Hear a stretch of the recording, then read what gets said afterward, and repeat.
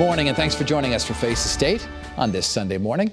I'm Dennis House. We begin today with an exclusive interview with the Lieutenant Governor of our state, Susan Bysiewicz. And Governor Bysiewicz, good to see you back here in the program. Thank you so much for having me. It's good to be here. Quick, easy first question, because we haven't had John in a while. How are you enjoying this job so far? Because it was a pretty stressful legislative session.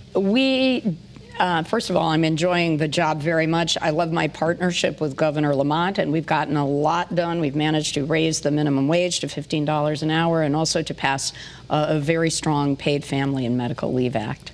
You know, I want to ask you, we're going to talk about the census today, but before we get to that, there's a big cloud hanging over the summer for a lot of people, this special session for tolls. Where does that stand right now? Because we haven't heard a date, we haven't heard any definitive word as to whether there will be a session.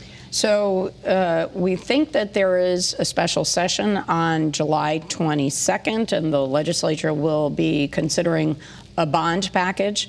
We don't know whether a transportation infrastructure proposal will be part of that special session or not. What's your gut? Do you think it'll be done this year, get kicked down the road till 2020? I think it's critical that we address funding of transportation infrastructure. All of the businesses that we talked to during our campaign said, Governor, you got to fix this. So that is what we are laser focused on. Of the calls to your office, where are they falling in terms of for and against tolls? And emails and things like that? Look, I think people understand that we need to fix our infrastructure, and the question is how best to do it.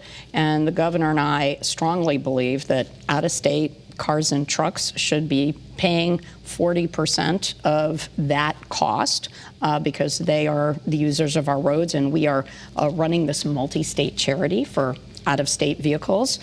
We also want to give discounts to Connecticut residents, and we want to cut the income tax for people who make under $100,000. At the same time, we are open to a bipartisan solution, and we've been talking to Republicans and Democrats about that. I want to talk about the 2020 census, which will be beginning. And why is it important that people respond? Because some people say, oh, whatever. It is so critical because last year, Connecticut received almost $11 billion in funding from the federal government based on those census figures, and for every person that we undercount, we lose $2,200. That's why it is so important for everyone to come forward. And our population is shrinking. Our population has not been growing as fast as some of the states around us. But here's the issue with the census.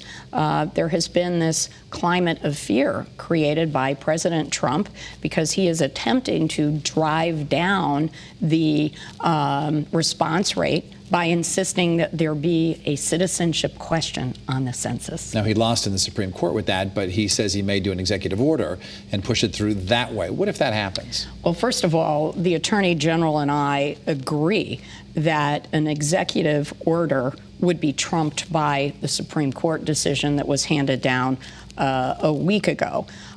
We are not sure how the Trump administration wants to proceed, whether they're going to continue to litigate in the federal courts. But here's the problem. The damage has already been done by inserting this controversy out in the public because communities of color and immigrant communities, and we have big communities like that here in Connecticut, and we're afraid that folks won't want to stand up and be counted. So immigrants who are here illegally might be afraid to come forward, or? Any immigrant and particular communities of color may be concerned about filling out the question, and that's precisely what the president is trying to do. And our census committee, we have a complete count committee that's comprised of over 100 organizations statewide, has been trying to get out the message that it is safe to fill out the census. And we've been trying to address those challenges as we've traveled across the state. And in terms of congressional makeup, we could potentially lose a congressional seat if we lose enough population, because we remember back in the 90s, we had 6 seats. That's right. That's right. So the census is important really for 2 reasons. One, political power. Redistricting both for our state legislature and for our Congress seats will be coming up in 2020, and the new lines will be drawn in 2022. So it's about political power, but it's also about financial resources. The more people we have, the more financial resources that will come to our state. And the communities that need it the most are those urban areas and communities of color where the president is trying to drive down the response rate. Speaking of those congressional lines, I got to ask you, because a lot of people ask me, why are the congressional seats so strangely divided? John Larson represents West Hartford, but he doesn't represent Avon, yet he represents Torrington. So federal and state redistricting are done by our legislators. So when we get those new numbers after the 2020 census, those numbers will be used, and literally our legislators, both at the state and federal level, will draw the districts going on a block-by-block basis. And I can't speculate as to how those are drawn. But just on a personal observation, do you think it's a good plan the way they do it now, or should it be more just evenly drawn? I think what's interesting is on the same day that the Supreme Court decided the census case, it also decided a gerrymandering case, and it said that the federal government has no business drawing lines for Congress districts, and I think that's wrong. I think the federal government and the federal courts should have jurisdiction over that, and the state legislature and the state courts should have jurisdiction over state districts. Walk me through the mechanics of the census taking. How does it exactly work? Are they knocking door to door? Are they calling up? So this is the first census in the history of our country, and they started in 1790, that the census can be completed online. Also, the U.S. Census Department will be mailing out to every household, 140 million households, a paper form. So you could fill it out on paper, you could fill it out online, or you can fill it out by calling an 800 number. How accurate are these?